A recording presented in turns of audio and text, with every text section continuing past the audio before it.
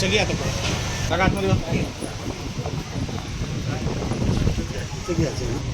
दीपक लावून मार.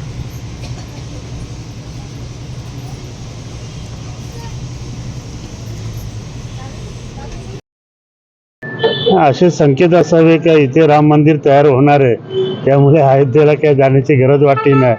देवाचे असे संकेत मिळतात की बाबा तू पण इथे थांब आणि मंदिर इथेच बनव.